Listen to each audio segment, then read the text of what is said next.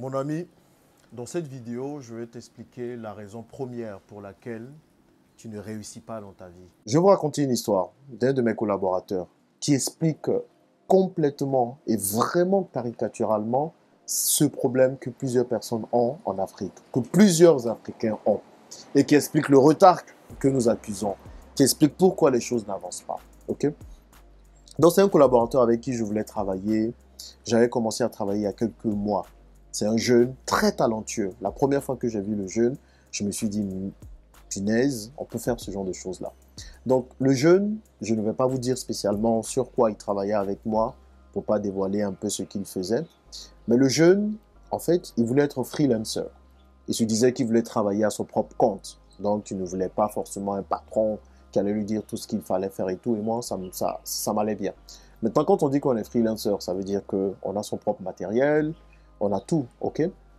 Donc, il s'avère que le jeu, il n'avait pas une machine, un ordinateur, parce qu'il en avait besoin pour travailler. Mais il utilisait de temps à autre ma machine à moi, quand j'étais là, pour pouvoir travailler. Donc moi, avant de repartir à Dubaï en janvier, j'ai acheté un ordinateur pour ce jeune, parce que j'avais vraiment foi en lui. C'était un jeune talentueux qui pouvait faire des choses. J'ai acheté un ordinateur pour lui, le dernier MacBook Pro, 16 pouces, 32 gigas de mémoire, quelque chose comme ça. J'ai acheté aussi d'autres matériels parce que je voulais vraiment qu'il ait toutes les conditions pour travailler. Pourtant, il est freelancer. Il n'est pas employé de mon entreprise, mais je l'ai fait quand même. Donc, j'achète la machine, j'achète tout ce qu'il faut. Je reviens à Abidjan. Je dis, tiens, voilà, maintenant, fais-moi un travail de qualité. Et le travail n'est pas fait.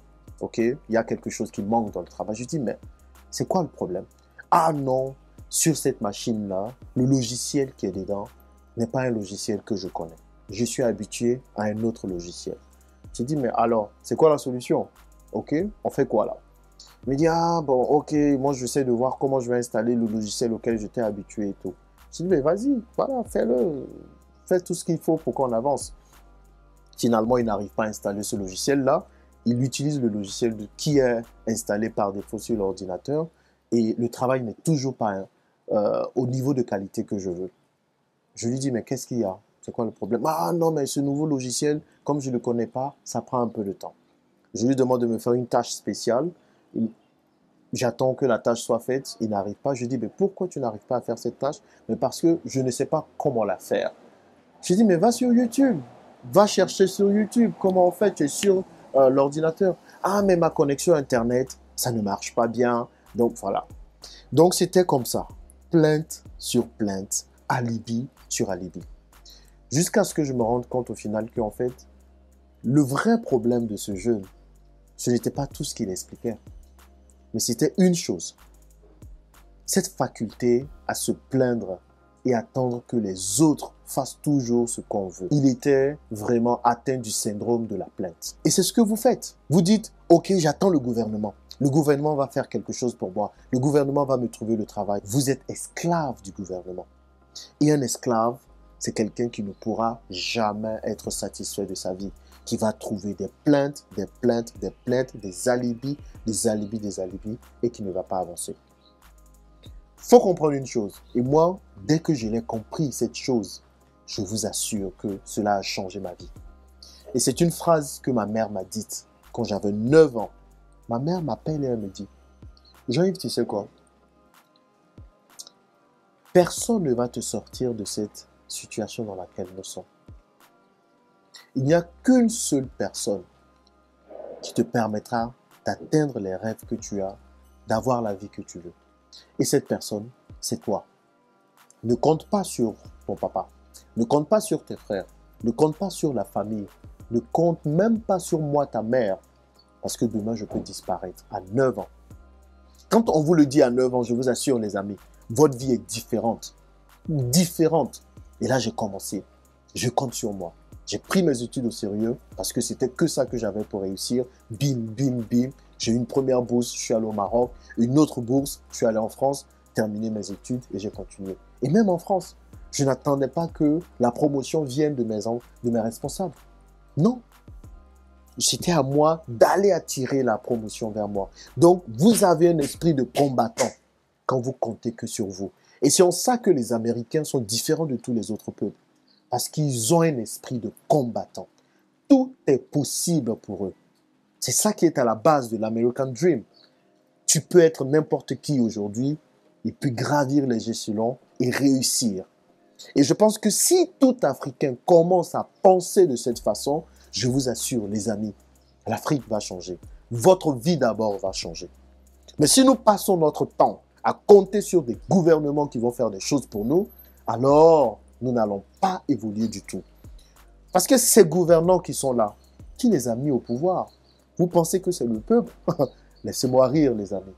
Non, ce sont d'autres puissances qui les mettent là où ils sont pour la plupart. Vous pensez qu'ils vont faire l'affaire de qui? Les gouvernants, ils ont leurs affaires, ils ont leurs problèmes. Ils doivent rendre compte à ceux qui les ont mis là où ils sont. Donc si vous pensez que ce sont les gouvernements qui vont changer votre vie, vous vous trompez. Si vous pensez que c'est votre famille qui va changer votre vie, vous vous trompez. Personne ne le fera.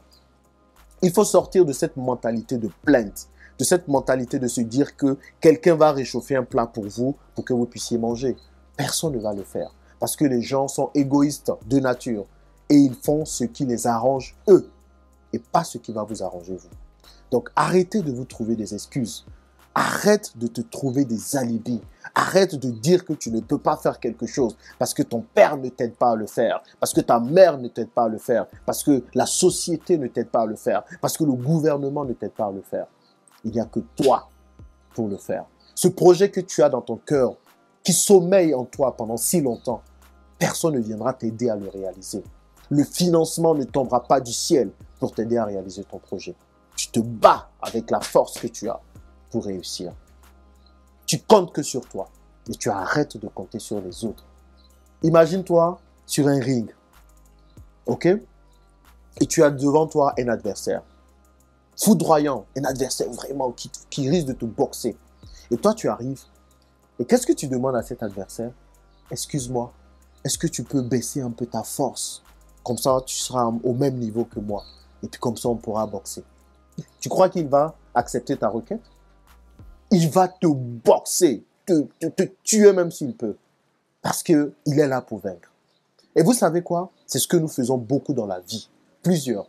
Ils voient la vie et ils se disent, est-ce que tu peux t'adoucir un peu? Parce que moi, je suis faible, tu peux t'adoucir. Non.